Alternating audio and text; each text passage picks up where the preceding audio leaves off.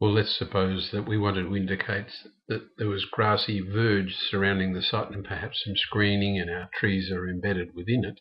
And I've created a layer called verge and given that a particular colour.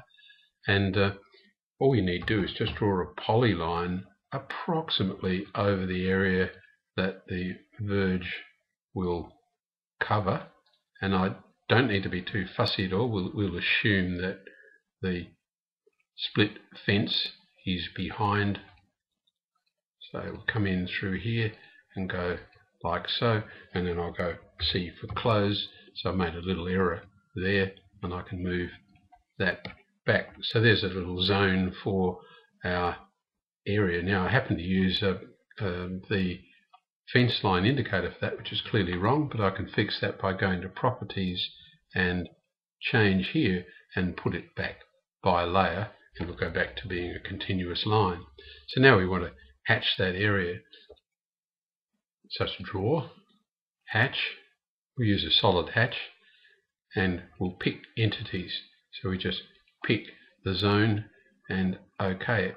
In it goes, and you can say, don't like that, edit, undo, and you might want to select the polyline and make the polyline a quadratic B-spline, so we do some curve fitting there. Now when we hatch it, things will look a little better. Pick an entity, hatch, and OK. And now we've got our verge line. So we've got grassy verge through here, grassy verge embedded with plants, and we need another one along there. But I wanted to show you that when you plot this out, you get a reasonable result. And we can plot even at this stage, although I'm going to show you shortly a much better way to plot. I've printed the drawing to a PDF file, and here we're looking at the final result. And I hope you agree with me that it looks pretty good. We're getting a reasonable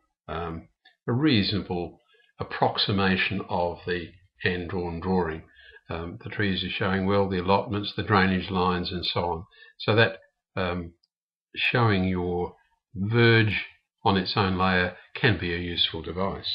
Well, although the drawing is not quite complete, it's time to at least practice putting this design of ours onto a sheet ready for printing.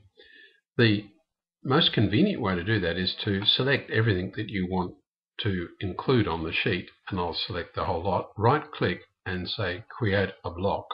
I'm in the habit of calling it all, but you could call it whatever you want. That converts all of the entities into a block.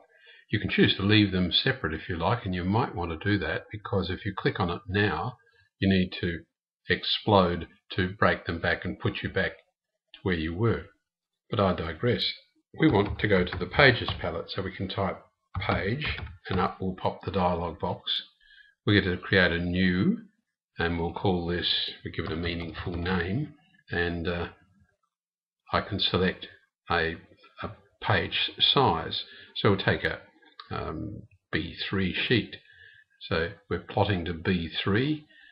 My settings are currently in millimeters, but yours would be in inches, and because you can set that in your options.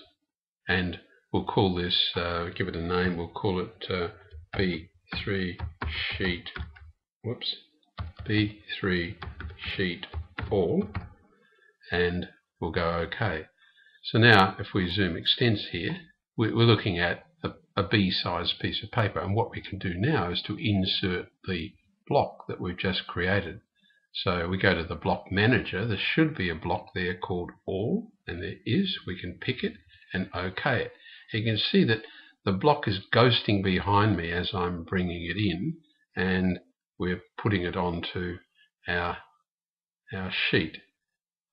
And just click, it goes into position. Now I can scale. I could have scaled that as I brought the block in, but I shall scale it down now. I'll scale that by, let's say, a half. That's 0.5, and now our drawing fits nicely onto the sheet. So we can move that and put that into position on the sheet. So now we're ready to print. We're ready to put all sorts of other things like the planting schedule and other notes. We've got other information there. but it's very easy to see where you are at. Your background is white, it mimics a piece of paper, and now we can plot that, and I would print it to a PDF file. So File and Print. I would use the Qt PDF Writer, which is free. I would say scale to fit the paper. I'm not printing to a particular scale at the moment, although you can do that. I want to center the print. I'll pick Window and then a pick.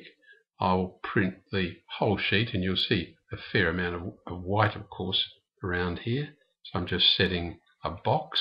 I'll preview that, and that looks fine to me, and I'll OK it. Notice that you can force all colours to black if you wanted to. Maybe we'll cancel from there, and we'll do it again. I'll move back to layer 0 because you'll be able to see the. So when I say File and Print this time, and I choose Window and pick, should be able to see the box coming out. It's now red in colour. So I can click, and when we preview that, we get a fairly good idea of what we're going to see, but it isn't centered. So I'll escape from there, hit the Escape key, and tick Center, and then we'll preview again. And now our sheet looks good. Our drawing is centered in the middle of the sheet. We'll escape again and just review our settings, scale to fit the sheet, and preview again. It now is scaled up to fit that sheet, and we're ready to print. So I'm happy with that. Note how you do lots of checking and preliminary looks before you actually go to plot, although printing to a PDF file, I might just cancel from there because it seems to have gone back. I'll print, scale to fit, preview it. Now it's not centered. You can see the value of centering the print. See the value of Window, pick, wrap a box around everything that I want to print, and preview. Now we're OK, and escape and OK. We should get it writing out to a PDF file. I'll overwrite one called RV Park, and I'll save it, and I'll say yes I do. I'll go to my desktop, have a look at RV Park, and there we are. I'll right click and go Marquee Zoom and zoom in on part of our design and pan across so you can see.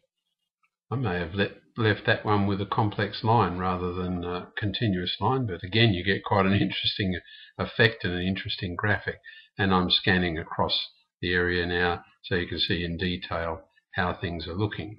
I'm not totally happy with the way the trees are, and I may have to look again at my layer stacking order. If I zoom in on that area, you may be able to see that the green verge area is in fact on top of the trees. That again is the value of printing PDF and just correcting those minor errors. Well, here's another view of a PDF file. I've just exploded that block all, and the moment I did that, my trees came up above the verge area very nicely. You can see that the symbol I made there works better than this symbol here. If I move up a little, there's that clump of trees with its symbol. So some symbols will work better than others, and you'll gradually learn which of your symbols work best. But I'm quite happy with that as a result.